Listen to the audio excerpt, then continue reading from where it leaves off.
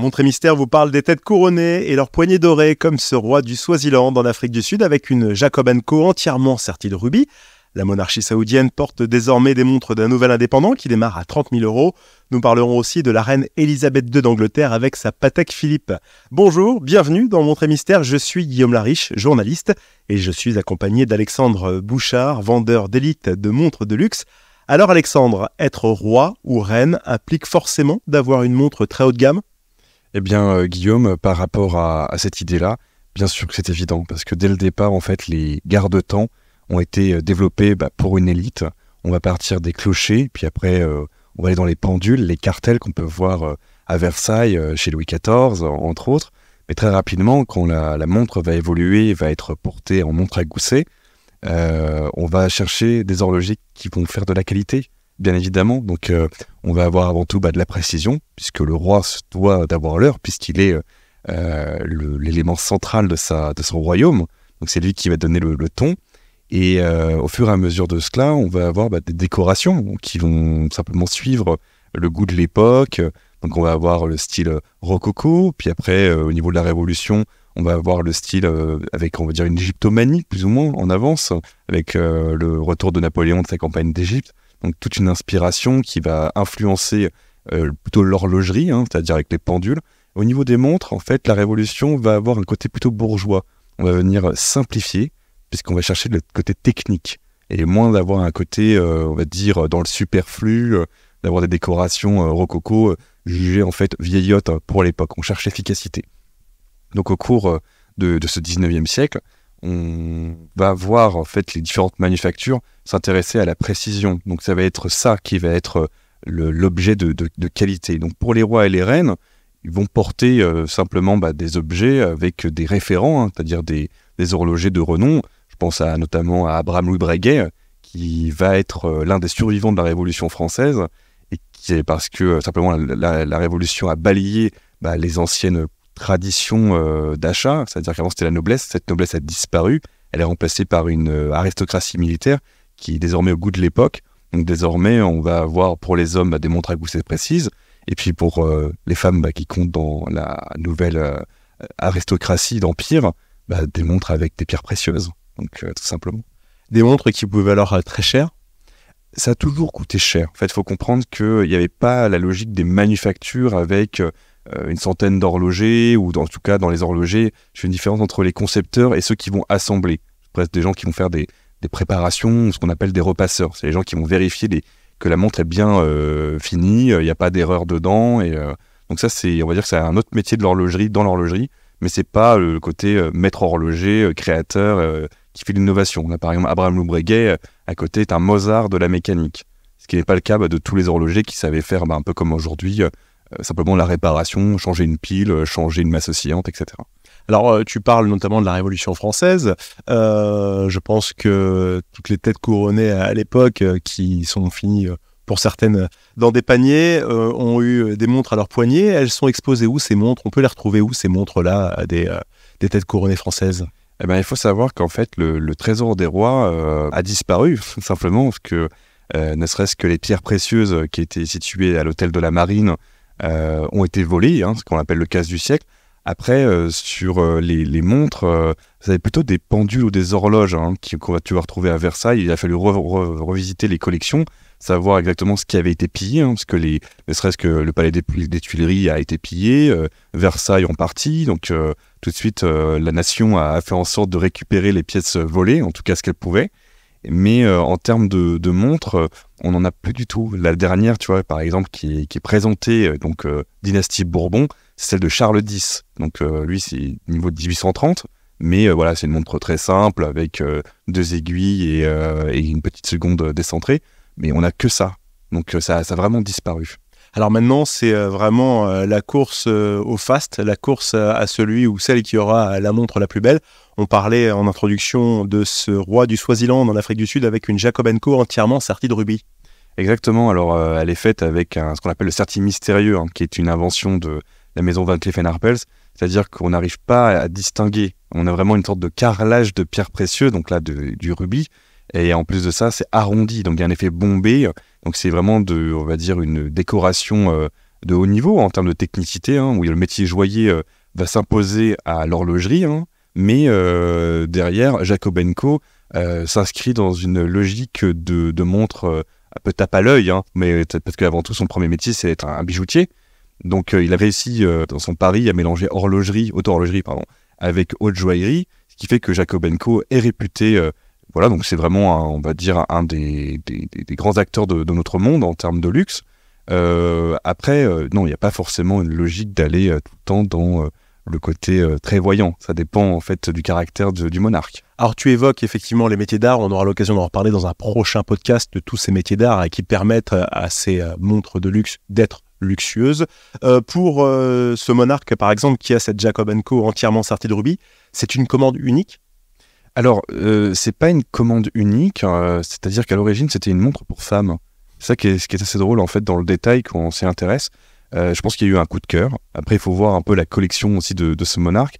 Il y en a d'autres, des Jacob & Co. Il aime beaucoup les pierres précieuses et le diamant. Donc, je pense qu'il a trouvé la marque qui correspond à ses goûts. Après, il peut y avoir des pièces qu'on appelle des pièces uniques. Hein, c'est-à-dire que cette montre-là, c'est compliqué de réunir des rubis de même calibre, de même qualité en termes de couleur. C'est un tout, quoi. On doit prendre le plus de temps possible, dans un temps même un délai imparti qui est finalement court, c'est-à-dire qu'on cherche l'excellence, mais derrière on doit répondre au cahier des charges qui est de 2 ans, parce qu'il faut la vendre le plus rapidement possible. Donc c'est là où il y a, on va dire, des tensions en termes de fournisseurs, d'acheteurs, et donc c'est là où tu vas avoir la problématique de rendre un résultat extraordinaire. Après, c'est la personne qui l'achète. Donc là, il s'est fait un plaisir avec cette montre-là. On a le prix? Alors cette montre, elle démarre autour de $500 000. Voilà, donc c'est vraiment un prix important parce qu'il faut comprendre que la marque Jacob & Co a sa cote aujourd'hui, c'est une marque réputée. On est sur ce qu'on appelle une pièce unique, donc voilà, il y a un élément de rareté dedans. Et après, la rareté aussi, va se focaliser sur les rubis. Hein. On prend un peu de temps à venir les chercher, à les assembler. Il y a plusieurs métiers donc dedans, entre l'horlogerie d'un côté et puis la haute joaillerie de l'autre. Donc voilà, tu as une pièce aussi qui correspond, on va dire, à l'idéal de cette marque-là. Est-ce que à chaque roi, ses envies, pour ainsi dire, le roi du Swaziland avait envie de rubis, les rois saoudiens cherchent autre chose dans une montre de luxe? J'ai envie de te dire, le roi est client et donc le client est roi, pour faire simple. C'est-à-dire que, bien sûr... Et moi j'ai envie de te dire, si à chaque roi c'est rubis, à chaque roi c'est lubie aussi. Exactement, non, mais c'est très très juste. En fait, si tu veux, avant tout, la maison propose des choses. Voilà, la manufacture, la maison horlogère propose des garde-temps d'exception. Derrière, il faut convaincre. Donc, il faut avoir ton client, s'il est un monarque ou une monarque, en tout cas d'une famille princière, va chercher quelque chose pour se faire plaisir et se distinguer. Parce que aussi, il va y avoir une logique de statut. Il va toujours rappeler on va dire dans la hiérarchie qui il est par rapport aux autres. Donc, il peut pas se permettre d'avoir une montre moins bien ou plus accessible que les gens qui sont en dessous de lui. Donc, il va aussi exprimer quelque part son règne. Donc, il y a cette personnalité, mais il va aussi chercher à montrer est-ce que c'est un souverain qui est acquéreur, qui va chercher des choses précises, ou est-ce que c'est quelqu'un qui va montrer le faste et le luxe? Alors justement, est-ce que ça se quantifie en termes d'argent mis sur la table pour acheter l'objet de valeur, ou plutôt par les matériaux ultra rares, ultra nobles? Eh bien, là-dedans, en fait, dans les matériaux ultra rares, ultra nobles, en fait, à un moment donné, on dépasse la valeur intrinsèque de ces éléments-là. Ils valent cher, mais tu vois, le prix final de la montre le dépasse complètement. Donc, c'est plutôt le coup de folie et le coup de génie de la maison de se dire, tiens, on va mettre cet élément par exemple, je pense à une météorite, qui a une météorite qui provient de Mars. Exemple, la maison Louis Moinet l'a fait, avec une météorite qui a été trouvée en Inde et qui provient de Mars. Bon, voilà, il y a une part de rêve là-dedans. Derrière, quel est le prix de cette météorite? Je ne peux pas te l'estimer, mais derrière, ne serait-ce que d'avoir un fragment, ça fait une part de rêve, et on va dire que ça augmente la valeur, donc il faut lui donner un prix. La monarchie saoudienne, on y revient, elle porte désormais des montres d'un nouvel indépendant, qui démarre à 30 000 €, 30K. Tu nous en parles? Oui, alors on va avoir donc l'horloger François-Paul Journe, donc on lit FP Journe, voilà, sur son logo. François-Paul Journe, en fait, est un horloger français, qui est né à Marseille, qui a fait ses classes et qui notamment, en fait, on va dire, dans son parcours, à rénover des montres. Il les a restaurées. Il est passé aussi, notamment dans des collections de musées, donc il connaît extrêmement bien la technique des anciens au niveau du XVIIIe siècle. Et il a su en fait remettre au goût du jour déjà une horlogerie française qui avait plus ou moins disparu, c'est-à-dire dans la haute horlogerie, dans la technique. Et derrière, en fait, il a su aussi créer un style, une signature qui est à la fois sobre, mais qui joue avec le contraste technique de haut vol. Et c'est simple, quand tu fais partie de ces princes saoudiens, après avoir tout eu, bah, tu cherches du nouveau et tu cherches aussi de l'excellent, et je pense qu'il a atteint ce niveau-là. Et la reine d'Angleterre, avec la reine Elisabeth II, feu reine Elisabeth II, d'Angleterre, avec sa Patek Philippe. Alors, la reine Elisabeth, elle a une Patek Philippe, elle en a d'autres. Elle s'est amusée, en fait, tout au long de son règne, à en avoir plusieurs. Cette Patek Philippe, là, en fait, elle est assez intéressante. Elle a été fabriquée pour elle. Alors, on en a plusieurs, mais celle dont on parle, c'est vraiment quand elle est vraiment à l'apogée de sa carrière de reine, donc de son règne, où elle va avoir, en fait, ce qu'on appelle des brins. Donc, les brins, simplement, c'est pour indiquer les parties qui vont raccorder autour du poignet.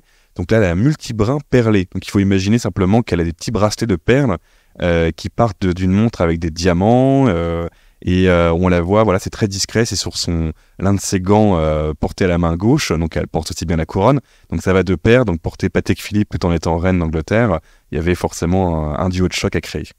Donc de la même manière, on va changer de chapeau tous les jours pour la reine d'Angleterre, elle changeait également de montre quasiment de façon quotidienne ou hebdomadaire. Comment ça se passait? Bah en fait, tu vas le voir en fait simplement au fur et à mesure de sa vie. Elle a eu des montres à des moments importants. Elle en a eu une lors de son couronnement, qui est notamment la Jaeger-LeCoultre, alors 101, j'oublie le nom entier, qui est une montre bracelet très fine avec le plus petit mécanisme du monde.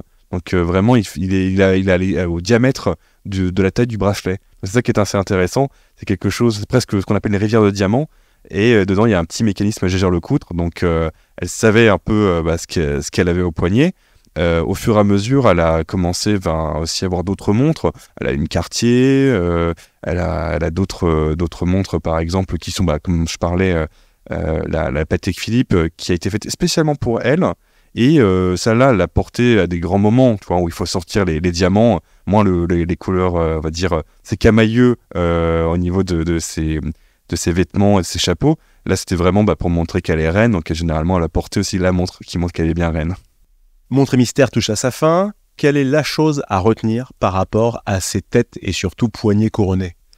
Eh bien, qu'ils ont toujours su aller là où il fallait aller. C'est-à-dire qu'ils sont toujours allés chez les plus grands. Donc, par exemple, on parlait de Patek Philippe. Même la famille royale d'Angleterre, ce qui est intéressant, quand tu vois la composition des montres qu'il y a, on va dire, dans leur portfolio, donc le roi actuel qui est le roi Charles, lui a une Parmigiani Fleurier, donc ça montre aussi que c'est un homme qui cherche le côté technique, la qualité, mais aussi il y a un côté, on va dire, un peu simple, voilà, c'est un personnage discret.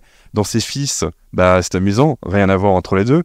Donc William, qui va être le roi dans la ligne de succession, a une Omega Seamaster. Quant à Harry, lui a une Rolex, donc t'es plus tape à l'œil. Mais quand tu regardes la bataille entre Kate et Meghan, elles ont toutes les deux des Cartier.